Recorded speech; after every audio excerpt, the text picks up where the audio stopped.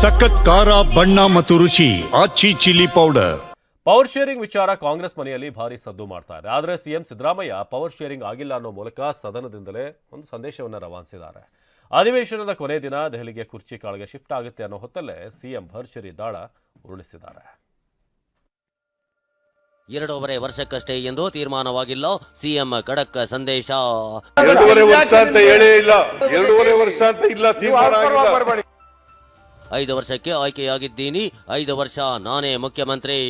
2.5 ವರ್ಷ ಆಗಿದೆ, ನಾನೇ ಮುಖ್ಯಮಂತ್ರಿ, ಮುಂದೆನೂ ನಾನೇ ಇರ್ತೀನಿ. ಚಳಿಗಾಲದ ಅಧಿವೇಶನದ ಸದನದಲ್ಲಿ ಸಿಎಂ ಸಿದ್ದರಾಮಯ್ಯ ಕೊಟ್ಟ ಸಂದೇಶವಿದು. ಸಿಎಂ ಆಡಿದ ಮಾತುಗಳು ಎಲ್ಲೋ ನಿಂತು ಆಡಿದ ಮಾತುಗಳಲ್ಲ.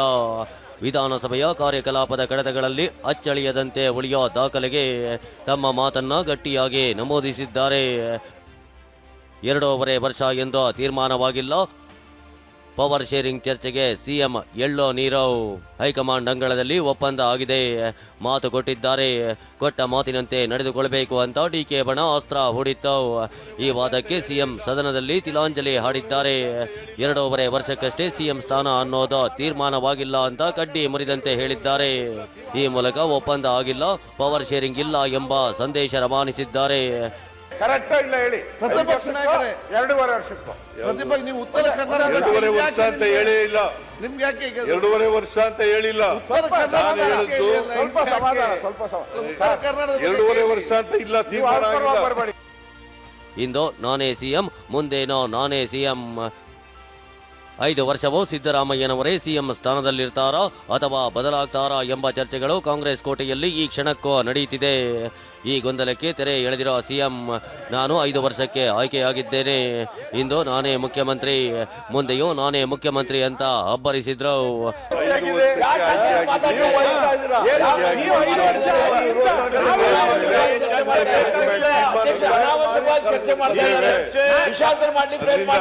ಈಗ ನಾನೇ ಮುಖ್ಯಮಂತ್ರಿ, ಅಧ್ಯಕ್ಷರೇ 2.5 ವರ್ಷ ಆಗಿದೆ, ನಾನೇ ಮುಖ್ಯಮಂತ್ರಿ,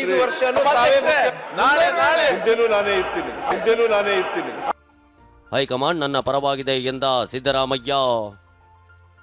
2 ಬ್ರೇಕ್ಫಾಸ್ಟ್ ಮೀಟಿಂಗ್ ಬಳಿಕ ಕುರ್ಚಿ ಬದಲಾವಣೆ ಚೆಂಡು ಹೈಕಮಾಂಡ್ ಅಂಗಳಕ್ಕೆ ಶಿಫ್ಟ್ ಆಗಿದೆ. ಅಧಿವೇಶನ ಮುಕ್ತಾಯವಾಗಿದ್ದು ಸಿಎಂ ಡಿಸಿಎಂಗೆ ಹೈಕಮಾಂಡ್ ಬುಲಾವ್ ನೀಡೋ ಸಾಧ್ಯತೆ ಇದೆ. ಇಂಥ ಹೊತ್ತಲ್ಲಿ ಸಿಎಂ ಹೈಕಮಾಂಡ್ ನನ್ನ ಪರವಾಗಿದೆ ಅಂತ ಹೇಳೋ ಮೂಲಕ ಹೈಕಮಾಂಡ್ ಅಂತಿದ್ದವರ ಬಾಯಿ ಮುಚ್ಚಿಸೋ ಪ್ರಯತ್ನ ಮಾಡಿದ್ದಾರೆ. ನಾವು ಹೈಕಮಾಂಡ್ ಪಾರ್ಟಿ ಹೇಳಿ, ನಾನು 5 ವರ್ಷ ತುಂಬಿಸಿದ್ದೀನಿ, ಮತ್ತೆ 2ನೇ ಸಾರಿ ಮುಖ್ಯಮಂತ್ರಿ ಆಗಿದ್ದೀನಿ, ಈಗ ನಾನೇ ಮುಖ್ಯಮಂತ್ರಿ. ಕೇಳಪ್ಪ, ಹೈಕಮಾಂಡ್ನವರು ನನ್ನ ಪ್ರಕಾರ ನನ್ನ ಪರವಾಗೇ ಇರೋದು. ಹೀಗೆ 3 ಮಾತು 3 ಸಂದೇಶದ ಮೂಲಕ ಹಲವು ಗೊಂದಲಕ್ಕೆ ಸಿಎಂ ತೆರೆ ಎಳೆಯೋ ಪ್ರಯತ್ನ ಮಾಡಿದ್ದಾರೆ. ತಮ್ಮ ವಿರೋಧಿಗಳಿಗೆ, ಸಿಎಂ ಕುರ್ಚಿ ಮೇಲೆ ಟವೆಲ್ ಹಾಕಿದವರಿಗೆ, ಕೊಟ್ಟ ಮಾತು ಎಂದ ಗುಣಗಾನ ಮಾಡಿದವರಿಗೆ, ತಮ್ಮನ್ನೇ ನಂಬಿರೋ ಬಣಕ್ಕೆ ಸಿಎಂ ಸಂದೇಶ ಕೊಟ್ಟಿದ್ದಾರೆ. ಅದು ಹೇಗೆ ಅನ್ನೋದನ್ನೇ ತೋರಿಸ್ತೀವಿ ನೋಡಿ. ಡಿಸಿಎಂ ಡಿಕೆ ಬಣ ಕೊಟ್ಟ ಮಾತಿನ ಪ್ರಸ್ತಾಪ ಮಾಡಿತ್ತು.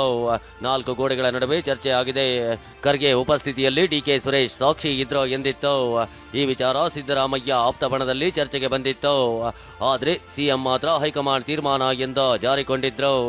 ಹೀಗಾಗಿ ಸಹಜವಾಗಿ ಸಿಎಂ ಆಪ್ತರಲ್ಲಿ ಇದು ಗೊಂದಲ ಮೂಡಿಸಿತ್ತು. ನಾಯಕರು ಒಪ್ಪಂದ ಆಗಿಲ್ಲ ಅಂದ್ರೆ ಹೈಕಮಾಂಡ್ನಿಂದ ಹೇಳಿಸಿ, ಇಲ್ಲ ನೀವೇ ಹೇಳಿ ಎಂದಿದ್ರು. ಆದರೆ ಸಿಎಂ ಮಾತ್ರ ಈವರೆಗೆ ಬಾಯಿ ಬಿಟ್ಟಿರಲಿಲ್ಲ. ಈಗ ದಾಖಲೆಗೆ ಸೇರುವಂತೆ ತಮ್ಮ ಹೇಳಿಕೆಗೆ ವಿಧಾನಸಭೆ ಕಲಾಪವನ್ನ ಆಯ್ಕೆ ಮಾಡಿಕೊಂಡ್ರು. ಆಪ್ತ ಬಣಕ್ಕೆ ವಿಶ್ವಾಸ, ಎದುರಾಳಿ ಹಾಗೂ ಹೈಕಮಾಂಡ್ಗೆ ಸಂದೇಶ ಕೊಡೋ ಕೆಲಸ ಮಾಡಿದ್ರು. ಈ ಮೂಲಕ ಚದುರಂಗದ ಒಂದು ಆಟ ಮುಗಿಸಿ ಹೊಸ ಚದುರಂಗದ ಅಂಕಣ ಸಿದ್ಧಪಡಿಸಿದ್ದಾರೆ.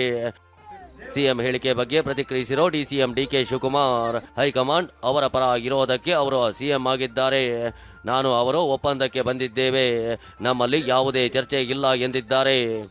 ನಾನು ಯಾವತ್ತೂ ಅವರು 5 ವರ್ಷ ಇರಲ್ಲ ಅಂತ ನಾನು ಹೇಳಿಲ್ವಲ್ಲ.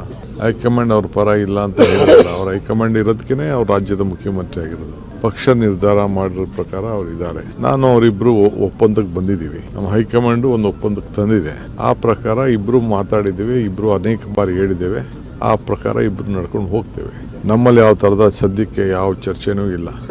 ಪಕ್ಷ ಏನು ಹೇಳ್ತದೆ ಹಂಗೆ ನಾವೆಲ್ಲ ಸೇರಿ ನಡ್ಕೊಂಡು ಹೋಗ್ತೇವೆ. ಪಟ್ಟದಾಟದ ಚರ್ಚೆಗೆ ಈಗಷ್ಟೇ ಹೊಸ ತಿರುವು ಸಿಕ್ಕಿದೆ. 2.5 ವರ್ಷದ ಮಾತುಕತೆ ಆಗಿಯೇ ಇಲ್ಲ ಅನ್ನೋ ಮೂಲಕ ಸಿದ್ದರಾಮಯ್ಯ ಹೊಸ ಆಟಕ್ಕೆ ಮುನ್ನುಡಿ ಬರೆದಿದ್ದಾರೆ.